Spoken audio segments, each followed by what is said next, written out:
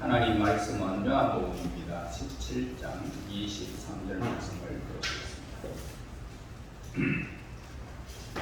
보시겠습니다. 17장 23절 한절 말씀을 보시겠습니다. 곧 내가 그들 안에 있고 아버지께서 내 안에 계시어 그들로 온전함을 이루어 하나가 되게 하려 함은 아버지께서 나를 보내신 것과 또 나를 사랑하신 같이 그들도 사랑하신 것을 세상으로 알게 하려 함이로다. 아멘. 우리가 하나님을 위하여 일하기를 그만둬야 됩니다. 나는 하나님을 위해서 그렇게 일을 한다라고 생각하는 사람들이 있습니다. 하나님을 위해서. 우리는 하나님과 함께 일하는 사람들이지 하나님을 위해서 일하는 사람이 아닙니다. 하나님이 우리와 함께하지 아니하시면 우리의 일과 우리의 모든 것들은 다 헛수고가 됩니다. 그러므로 우리는 하나님과 함께 일하는 사람들이다 이 말입니다. 고린도후서 6장 1절 말씀에 보니까 우리가 하나님과 함께 일하는 자로서 너희를 권하노니 하나님의 은혜를 헛되이 받지 말라라고 말씀하셨습니다. 그러니까 하나님과 일하는 자라고 성경에는 분명히 기록하고 있습니다. 우리는 하나님께 보고하는 것이 아니라 하나님과 함께 일하는 자들이다 이 말입니다. 그래서 오늘 우리가 출근을 하고 내 방으로 가는 것이 결코 아니고 함께 하나님과 출근하여 그분의 일을 따라가는 것이 오늘 우리의 삶의 전부가 되어야 하는 것입니다. 그리고 우리는 하나님과 함께 일하는 사람들입니다. 우리는 언제나 하나님의 임재 가운데 있다는 사실을 기억해야 됩니다. 하나님의 임재 가운데.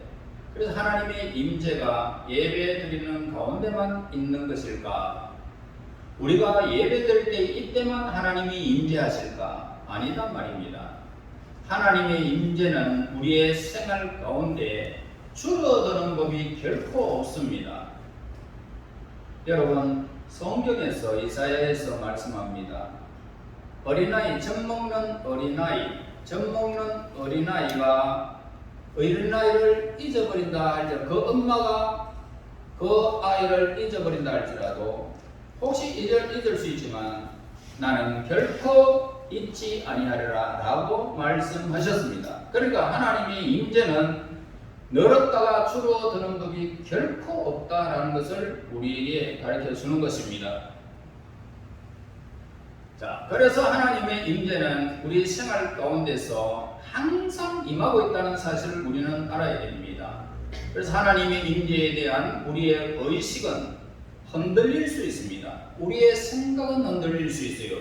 하나님이 이렇게 우리와 함께 하실까라고 하는 이 의심도 들 수도 있지만 하나님의 임재는 실제로 절대로 변하지 않고 줄어드는 법이 결코 없다 이 말씀을 여러분 꼭 알아야 됩니다. 그래서 예수님과 하나님과의 관계는 매일의 그 시간 약속 이상으로 너무나도 훨씬 깊었던 사실을 보게 되어집니다. 예수님은 언제나 아버지의 임재를 느끼면서 사셨어요. 그래서 예수님의 말씀을 우리 한번 들어볼까요? 요한복음 5장 19절 말씀이 이렇게 예수님은 말씀합니다. 아들이 아버지의 하시는 일을 보지 않고는 아무것도 스스로 할 수 없나니 아버지께서 행하시는 그것을 아들도 그와 같이 행하느니라. 그리고 요한복음 5장 30절에 내가 아무것도 스스로 할 수 없노라 듣는 대로 심판하노니. 요한복음 14장 11절에 내가 아버지 안에 있고 아버지께서 내 안에 계심을 믿으라 라고 말씀하셨습니다. 분명히 예수님은 아버지가 행하는 것을 보지 않고는 움직이지 않으셨던 것을 보게 됩니다. 아버지의 심판을 듣지 않고는 심판을 선포하지 않으셨다 이 말입니다. 그리고 아버지의 인도 없이는 어떤 행동 조금도 취하지 않았다라는 것을 우리에게 말씀하고 있습니다. 또 예수님은 언제나 하나님과 통역자의 역할을 하셨던 것입니다. 통역. 그러니까 예수님은 이 땅에 사실 때에 언제나 하나님의 말씀을 통역하고 계셨던 것입니다. 하나님의 목소리가 커지면 예수님의 목소리도 커졌습니다. 하나님의 몸짓을 하시면 예수님도 몸짓을 하셨습니다. 그래서 요한복음 14장 11절에 내가 아버지 안에 있고 아버지께서 내 안에 계심을 믿으라 라고 선포하실 정도로 예수님은 아버지와 혼연일체가 되었다는 사실을 우리에게 가르쳐주고 있습니다. 다른 사람들이 듣지 못하는 소리를 혼자 듣고 계셨다 이 말씀입니다. 그래서 예수님의 행동이 남들과 달랐던 것은 남들이 듣지 못하는 것을 예수님은 들을 수가 있었기 때문입니다. 나면서부터 소경된 자를 두고 모두들 소동하던 일을 여러분들은 성경에서 기억하실 것입니다. 예수님은 그 나면서부터 소경된 자를 보면서 소동하지 않았습니다. 그래서 예수님은 그 소경을 통해서 하나님의 영광을 드러내리라 라는 것을 아셨던 것입니다. 그리고 나사로가 병들었을 때에 모두들 허동되던 일을 우리는 성경에서 보았을 것입니다. 그러나 예수님은 죽은 나사로가 병들어 죽었지만은 허둥대지 않으셨습니다. 그분은 서둘러 친구의 병상으로 가지 않았고 이렇게 말씀하셨어요. 요한복음 14장 1절에서 이런 말합니다. 이 병은 죽을 병이 아니라 하나님의 영광을 위함이요 하나님의 아들로 인하여 영광을 얻게 하려 하심이라 라고 하셨어요. 그러니까 아무도 못 듣는 소리를 그분은 홀로 듣고 계셨던 것입니다. 예수님은 언제나 하나님 아버지와 막힘이 없는 그런 교제를 나누고 계셨던 것입니다. 하나님은 우리를 있는 그대로 사랑하시지만은 그 자리에 그냥 두고 계시지는 않는단 말입니다. 그분은 우리가 예수님처럼 되기를 원하고 계십니다. 그래서 하나님은 그 아들과 나누신 그 불변의 친밀함을 우리와 똑같이 나누기를 원하고 계신다 이 말입니다. 여러분들은 세상이 듣지 못하는 귀가 열려야 된다 이 말입니다. 요한복음 15장 5절에서 7절 말씀에 보니까 나는 포도나무요 너희는 가지니 저가 내 안에 내가 저 안에 있으면 이 사람은 가시를 많이 맺나니 나를 떠나서는 너희가 아무것도 할 수 없음이라. 7절에 보면 너희가 내 안에 거하고 내 말이 너희 안에 거하면 무엇이든지 원하는 대로 구하라 그리하면 이루리라. 자, 하나님은 가지가 포도나무에 붙어 있듯 우리도 하나님께 붙어 있기를 원하고 계신단 말입니다. 가지가 뭘까요? 그것은 나무에서 연장된 것임을 우리는 알 수가 있어요. 원둥치에서 연장된 것이 가지잖아요.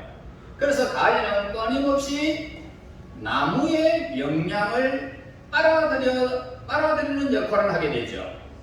그래서 가지가 분리되면 어떻게 될까요? 뚝 불어버리면 결국 영양분에서 이렇게 완전히 죽음을 뜻하는 겁니다. 그래서 오늘 우리는 예수님은 생명이기 때문에 너희가 내 안에 그 포도나무에서 가지가 붙어있는 것처럼 내 안에 가라라고 말씀하셨어요. 예수님을 떠나면 죽음이라 이 말입니다. 하나님은 또한 성전의 그림으로 그 원하시는 친밀함을 보여주셨습니다. 고린도전서에 보면 6장 19절에 너희 몸은 너희가 하나님께로부터 받은 바 너희 가운데 계신 성령의 전인 줄을 알지 못하느냐? 여러분의 마음은 하나님의 전이라는 것입니다.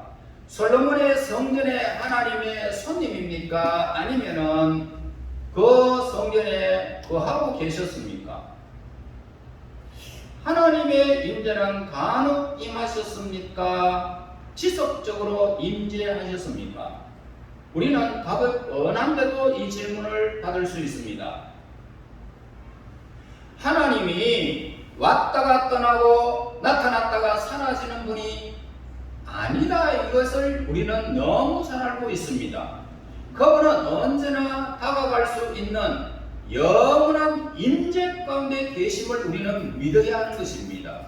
하나님, 그러면은 젖먹이의 아이가 움직이면서 엉해엉해 하든지 어떤 움직임을 엄마가 빨리 알아채든 그것 더 이상으로 하나님은 우리의 모든 방구를 다 알고 계신다 이 말입니다. 여러분, 이 소식을 믿을 수 없을 정도로 우리에게는 너무나도 기쁜 소식입니다. 하나님은 주일 아침 우리를 찾아오셨다가 주일 오후에 떠나시는 분이 결코 아닙니다. 우리 안에 머무시면서 우리의 삶에서 영원히 우리에게 임재하시는 분이심을 우리는 믿어야 할 것입니다. 여러분, 우리에게 참으로 힘이 되는 이 진리를 세 번째로 성경에서 볼 수가 있는데, 결혼 관계를 우리는 잘 알 수 있습니다. 남녀가 태어나서 결혼을 하게 되죠. 이렇게 남이 만나서 이렇게 몸이 되어집니다. 이 결혼 관계입니다. 계시록 21장 2절의 말씀에 보니까 또 내가 보매 거룩한 성 새 예루살렘이 하나님께로부터 하늘에서 내려오니 그 예비한 것이 신부가 남편을 위하여 단장한 것 같더라. 그러니까 이 결혼관계에 대해서 하나님과의 만남의 그 과정을 이야기하고 있습니다. 그래서 우리는 그분과 연합한 자가 되었다라고 선언하고 있다는 것입니다. 하나님과 우리가 연합한 자가 되었다. 결혼은 남자와 여자가 연합한 자가 되어졌고 하나님과 우리와 연합한 자가 되어졌다고 선언하고 있죠. 로마서 6장 5절에 보니까 만일 우리가 그의 죽으심을 본받아 연합한 자가 되었으면 또한 그의 부활을 본받아 연합한 자가 되리라. 자, 우리와 예수님의 그 결혼 사실은요, 우리와 교제하기 원하시는 그분의 마음에 대해서 무엇을 말해주고 있을까요? 한 가지 분명한 것이 있어요. 그것은 교제에는 영원히 끝이 없다라는 것을 우리에게 가르쳐주고 있어요. 교제. 그래서 행복한 결혼에는 함께 거한다라는 의식이 있어요. 그래서 남편은 아내 안에 거하고 아내는 남편 안에 거하는 것입니다. 거기에는 사랑의 속삭임도 있고 자상함도 있고 정직함도 있고 꾸준한 대화가 그 속에 있는 것입니다. 하나님의 관계도 마찬가지죠. 기쁨을 품고 갈 때도 있고 상처를 안고 갈 때도 있지만 우리는 언제나 그 모든 삶이 하나님께로 가게 되는 것입니다. 그리고 그분께 가면 갈수록 점점 우리는 누구를 닮게 될까요? 부부가 오래 살면 닮는다라고 하죠.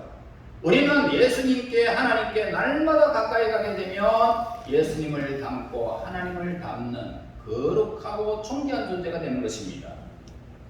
바울은요, 우리가 점점 변하여 영광에서 영광에 이른다라고 그렇게 말씀하고 있습니다.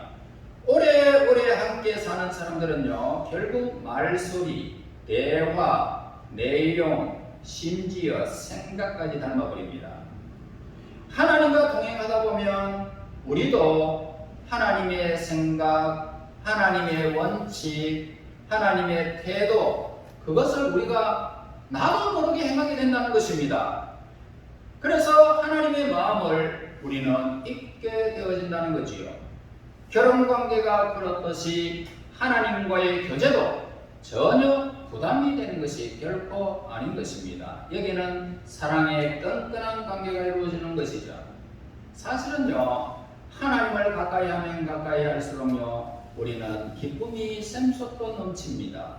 그리고 나는 행복한 사람이다. 그렇게 또 더 느끼게 되는 것입니다. 여러분, 성경에서 마지막 하나 더 생각해 보고자 합니다. 그것은 뭐냐면 성경에서 목자와 양의 관계를 우리에게 말씀해 주고 있습니다. 자, 성경에서 여러 차례 우리를 하나님과 양떼로 비유하고 있는 그런 성경의 말씀의 구절들이 많습니다. 시편 100편 3절에 보니까 이렇게 기록하고 있어요. 우리는 그의 것이니 그의 백성이요 그의 기르시는 양이로다 라고, 목자가 결코 양을 떠나지 않는다는 것은 목축에 대해서 회박하지 않아도 누구나 양에 대해서 목자는요, 아무리 숫자가 많아도요 자기 양을 금방 알아차립니다. 그리고 어떤 양이 병들어 넘지 어떤 양이 어떻게 되는지 분명히 아는 것입니다. 저만치 양떼가 내려오는 것을 보게 된다면 그 근처에는 분명히 그 양떼를 지키는 목자가 있음을 우리는 잘 알 수가 있습니다. 저만치 오늘 멀리 떨어져 있는 그리스도인들이 있다 해도 상황은 똑같다는 이야기를 우리는 성경에서 늘 듣게 되는 것입니다. 그래서 선한 목자이신 우리 예수님, 결코 양의 곁을 떠나는 법이 없다는 것입니다. 마태복음 28장 20절에 세상 끝날까지 너희와 항상 함께 있으리라. 이 말씀이 여러분 거짓말 같습니까? 절대로 거짓말이 아닙니다. 오늘 우리의 삶이 영원토록 그분은 우리를 떠나지 않는다라고 약속하고 있는 말씀입니다. 선한 목자십니다. 악한 목자가 아닙니다. 그분은 결코 우리의 곁을 떠나는 법이 없습니다. 시편 23편 4절에 보니까 내가 사망의 엄침한 골짜기로 다닐지라도 해를 두려워하지 않는 것은 주께서 나와 함께 하십니다. 여러분, 이 말씀이 어떻게 들립니까? 하나님은 우리를 결코 떠나는 법이 없다는 사실을 우리에게 가르쳐주고 있는 것입니다. 괴로움과 고통과 번민이 우리의 삶을 사로잡는다 할지라도, 엄침한 골짜기로 우리가 다닌다 할지라도 두려워하지 말아라 라고 하는 말씀입니다. 왜요? 그분이 우리와 함께하고 있다는 것을 우리에게 가르쳤습니다. 또한 하나님은 포도나무가 가지에 가까운 것만큼 우리와 가깝게 있고 성전에 임재하시는 것처럼 우리 안에 임재하시고 남편이 아내와 친밀한 것 같이 우리와 친밀하시고 목자가 양에게 헌신하듯이 우리에게도 모든 것을 바치고 더 주고 아름답게 하기를 원하는 하나님의 그 놀라운 손길이 있다는 것입니다. 여러분, 하나님은 예수님과 함께 계셨던 것만큼 우리와도 너무나 가까이 계심을 원하고 있습니다. 글자 그대로 우리를 통해서 말씀하실 수 있고요, 우리는 그저 통역만 하면 될 정도로 가까이 우리에게 임하기를 원하고 있습니다. 핸드폰을 끼듯이 쉽게 그분의 음성이 잡힐 만큼 가까이 하고 있기를 원하고 계십니다. 그래서 남들은요, 폭풍 앞에 걱정할 때도 우리는 음성을 듣고 웃음을 지을 수 있을 만큼 가까이 계신다는 것을 우리는 믿으셔야 합니다. 여러분, 사도 바울은 이렇게 말씀하고 있어요. 쉬지 말고 기도하라. 기도에 항상 힘쓰며 무시로 성령 안에서 기도하며 모든 일에 기도와 간구로 너희 하나님께 아뢰라 라고 그렇게 우리에게 말씀하셨어요. 끊임없는 교제가 부담스럽습니까? 끊임없는 교제가 부담스러워요. 그렇잖아도 힘든데 이것까지 보탤 것이 무엇이냐라고 생각하시는 분이 계십니까? 만일 그렇다면 하나님은 우리의 삶에서 부담을 가중시키는 분이 아니라 부담을 제해주시는 분이시라는 하는 사실을 잊고 있다는 것입니다. 우리에게 부담 주시는 것은 하나님이 결코 아닙니다. 우리의 욕심입니다. 우리의 죄악입니다. 끊임없는 기도로 우리의 짐이 가벼워지는 것이 하나님이 원하시는 거예요. 여러분들이 이 세상을 살면서 하나님께 찬송할 수 있도록 여러분들의 기억을 튼튼하게 하실 것이고 건강을 주실 것이고 자손들의 번영을 주시는 것, 하나님께 영광이 되도록 하시는 분이십니다. 그래서 성경은 자세히 보면 볼수록 하나님과 막힘없는 교제가 예외적인 상태가 아니라 본연의 모습임을 절감하게 되어집니다. 모든 우리 성도들의 닿는 곳, 손 닿는 곳마다 하나님의 변치 않는 임재가 있다는 사실을 우리는 알아야 합니다. 그렇다면 어떻게 하나님의 임재 안에 살아갈 수 있을까라는 겁니다. 우리의 어깨 위에 보이지 않는 그 손과 내 깃전의 맹도는 그들에 들리지 않는 음성을 어떻게 감지할 수 있습니까? 이 말입니다. 하나님이 어떻게 이렇게 우리와 함께 하심을 알 수 있느냐는 겁니다. 여러분, 양은요 목자의 음성에 점점 익숙해지는 것을 보게 됩니다. 저와 여러분이 어떻게 하나님의 음성에 익숙해질 수 있을까? 여기에 몇 가지 단서가 있어요. 먼저 아침에 잠에서 깰 때에 하나님을 생각하기를 바랍니다. 잠에서 딱 깨면 하나님을 생각하세요. 하루를 맞이하기 전에 먼저 하나님을 먼저 맞이하셔야 됩니다. 눈을 떴습니다. 하나님. 그러면서 잠자리에서 나오기 전에 그분이 임재에 들어가기를 바라야 되는 겁니다. 아침마다 첫째로 할 일이 있다면 모든 잡념을 다 몰아내버리시고 하나님의 음성을 들으며 하나님의 시각을 갖는 것입니다. 다른 삶, 저 더 크고 강하고 고유한 삶이 내 안에 잦아들게 하는 일입니다. 그래서 시편 기자는 하루를 이렇게 시작했습니다. 시편 5편 3절에 보면 아침에 주께서 나의 소리를 들으시리니 아침에 내가 주께 기도하고 바라리이다 라고 했습니다. 그 다음에 두 번째 단서는 말없이 바라는 중에 하나님을 우리는 생각해야 할 것입니다. 하나님과 침묵의 시간을 보내시기 바랍니다. 성숙한 부부는요 쉬지 않고 떠들 필요가 없는 것입니다. 함께 있는 것으로 충분한 것이죠. 부부는 함께 있는 것으로 충분합니다.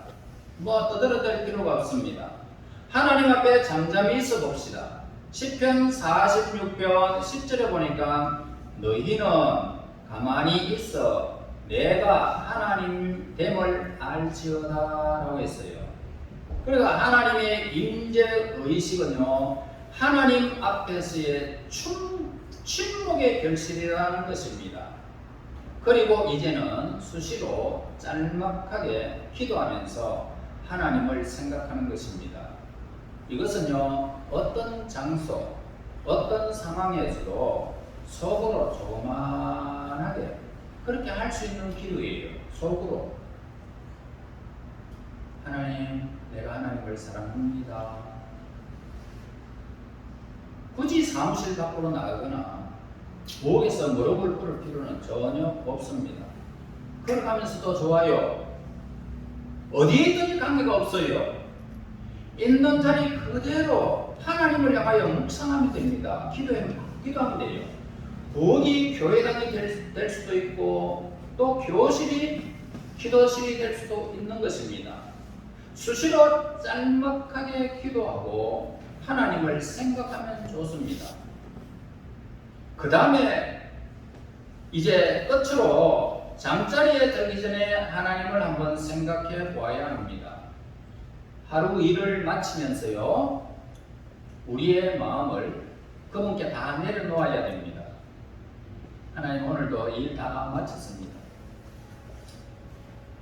심신이 지쳤는데 오늘 하루도 이 모든 것들을 이렇게 정리하여 하나님을 바랄 수 있도록 또 내 마음을 하나님께서 열어주심을 감사합니다. 마음을 내려놓는 것입니다. 하루의 마감과 시작도 같이 기도로 그렇게 하면 아주 아름다운 임재를 느끼게 될 것입니다. 좋았던 부분에 대해서는 우리가 어떻게 될까요? 감사해야 되겠죠. 오늘 하루는 이런 일들이 있었는데요. 좋았던 일은 감사하고 힘들었던 부분은 어떻게 될까요? 하나님한테 질문도 한번 해와야 됩니다. 하나님 오늘 이렇게 힘들었는데 이거 어떻게 내가 수습할 수 없는데 하나님 어떻게 하면 좋을까요? 질문도 해봅니다. 그리고 하나님의 자비를 구해야 됩니다. 하나님의 힘을 구하시고 눈을 감는 순간 이 약속을 굳게 붙드셔야 됩니다. 시편 121편 4절에 이스라엘을 지키는 자는 졸지도 아니하시고 주무시지도 아니하시리로다. 그분은 우리의 짤막한 기도일지라도 듣고 응답해 주시기를 원하십니다. 기도하다가 잠들어도 아무런 걱정할 필요가 없습니다. 아무런 걱정할 필요가 없습니다. 그분을 내가 그분을 그냥 이렇게 임재 가운데 있다는 사실만 기억하시고 잠들어도 아무 이상이 없어요. 아버지의 품보다 더 깜빡 잠들기 좋은 것은 없다 이 말입니다. 그분 앞에서 그냥 잠들면 됩니다. 그분의 임재 가운데 내가 있다는 사실을 우리는 두려움 없이 우리가 얼마나 이 세상을 모든 것들을 다 감당할 수 있을까요? 이 아름다움이 어디에서 표현할 수 있을까요? 그러므로 저와 여러분 늘 하나님의 임재 가운데 있다는 사실을 기억하시고요. 아침과 시시때때로 그리고 저녁에 주무실 때 일어날 때 항상 하나님의 임재 속에 있다는 사실을 늘 기억하시고 기도하며 하나님의 도우심을 날마다 체험하고 이 땅의 삶에 지친 수많은 사람들에게 내 삶을 증거하고 때로는 좋았던 일, 나빴던 일들도 하나님이 하시는 일들로 날마다 임재를 느끼면서 믿음으로 믿음에 이르러 세상 끝날까지 그분이 우리의 삶을 세워가고 하나님을 닮고 예수님을 닮는 이 임재의 놀라운 사건을 날마다 경험하면서 믿음으로 믿음에 이르러 하나님의 의의 영광을 누리시기를 예수님 이름으로 축원합니다. 아멘. 하나님 아멘. 고맙습니다. 우리와 함께 하시는 하나님의 임재 속에 저희들이 있기를 원합니다. 아침과 수시 때때로 저녁에 하나님의 임재 가운데 그 품 안에 잠들기를 원합니다. 저들의 모든 심심이 짙은 저들의 삶 속에 우리 하나님 기도할 때 응답하여 주시고 좋은 일이 있을 때에 하나님 기뻐하여 주시옵소서. 행하는 모든 범사에 복을 주사 이 땅에 하나님의 나라가 저들의 삶 가운데 이루어지며 우리 예수님을 닮은 아름다운 존귀한 존재의 삶을 온전히 누리면서 우리 아버지의 그 영광을 늘 누리게 인도하여 주시옵소서. 예수님 이름으로 기도하옵나이다. 아멘. 312